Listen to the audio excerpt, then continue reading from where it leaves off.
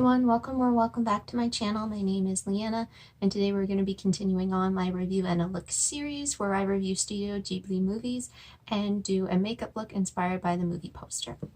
Today we're going to be looking at Porco Rosso, which is a 1992 movie directed by Hayao Miyazaki, and it's also the first Hayao Miyazaki movie entered into the 90s Studio Ghibli catalog.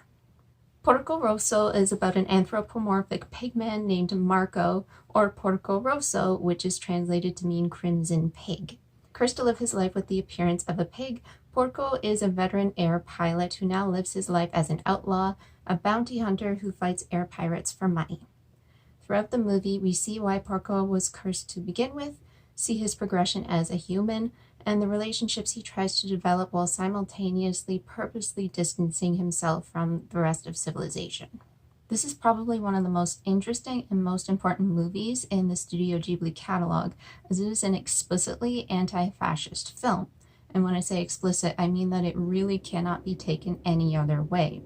In my opinion, that's probably why it doesn't get brought up as often in movie circles when people are talking about Studio Ghibli movies.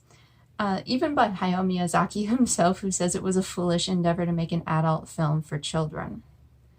Though it's never fully stated why Porco became cursed to live his life as a pig, it is heavily implied throughout the movie, especially in a series of scenes. When he lived his life as Marco, the human, he was a highly skilled and highly thought of fighter pilot for the Italian military prior to the Mussolini era. He saw many great men lost because of the war, including people he considered to be good friends. Porco has been offered many times to rejoin the military so that he won't be chased by militia, won't be considered a traitor and an outlaw, despite his past service.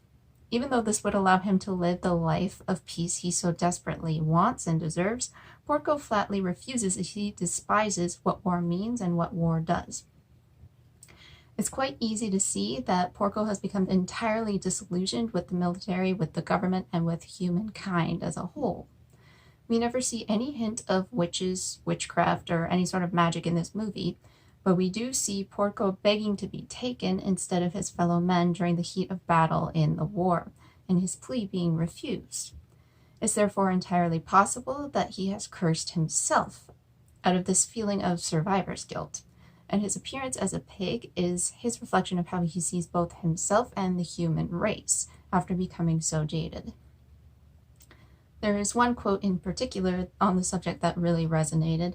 When Porco goes to his old friend, an arms dealer, for help constructing a new plane, his granddaughter asks what the difference is between a bounty hunter and a pirate. The arms dealer responds with, "If you make money from war, you're scum. If you can't make money from bounty hunting, you're an idiot." We can see in real time, here in the real world, that war is an incredibly profitable business, and as the film rightly says, anyone who profits off of this is scum. Additionally, although it's not necessarily the point that Porco was turned into a pig because he's a sexist, the movie definitely has great messaging on anti-sexism and how women are just as strong, capable, and worthy of respect and equal payment as men. Porco can behave as a bit of a pig towards women he comes across. This is true none more so than when he meets Fio, the arms dealer's granddaughter who wants to design and build Porco's new plane. Porco doesn't believe that she is capable because she is a woman and because of her age, 17. The writing here is so awesome too, because Fio turns it around on Porco by asking, well, what makes a person good at what they do? Is it age? Is it experience? If so, how old was Porco when he discovered his talent for flying? Well, as it happens, he was the same age as Fio, 17. So then it's not her age, it's not her lack of experience, it's simply the fact that she's a woman. Porco just doesn't think that Fio could possibly be good at what he believes to be men's work. So it's wonderful to see him be proven wrong as an entire team of women, headed up by Fio, build Porco the best plane he's ever had. Both of these messages are perfectly delivered and relevant as per usual of Hayao Miyazaki and Studio Ghibli movies. The fact that the lead character is a pig leads for an easy bit of visual fantasy that ties back into some of the more thematic elements, while also giving younger people something fun to look at. The air combat is stunningly animated and provides a great bit of excitement to see. for viewers young and old alike. But if you're able to dig deeper enough to see this messaging, and you shouldn't have to dig very hard or very deep, you'll definitely be rewarded by some extra layers. Also, fun fact, the Pixar film Luca, which takes place in the Italian Riviera and was released earlier this year, has a town called Porco Rosso, which was a cute little homage to this movie. So now if you'd like to see a makeup look based on the movie poster, then just keep watching.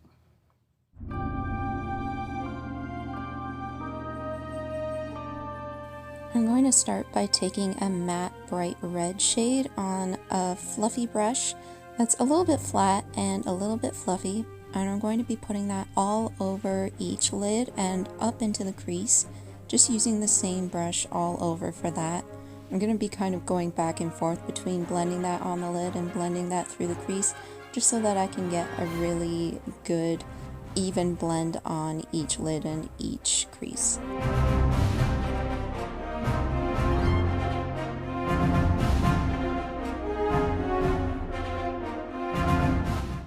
For the lower lash line, I'm going to be taking a mix of two matte green shades, a brighter green, which I'm pointing to on top there, and then a darker green, which I'm going to be smudging on top with this small little smudger brush.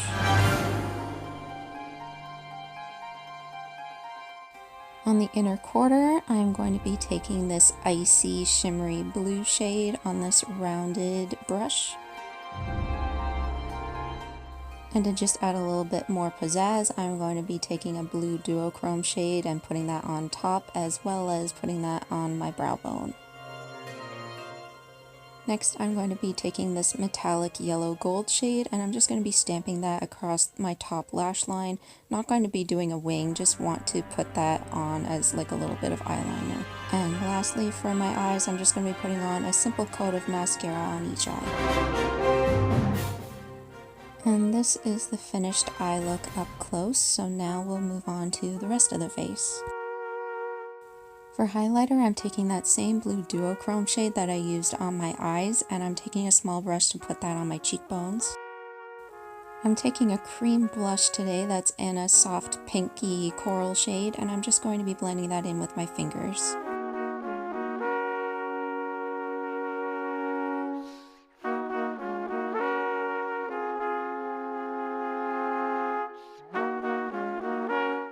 I figured there was enough red already in this look that it would play off of some of the more neutral shades in the poster, so I'm taking a matte, sort of brown, neutral matte lipstick.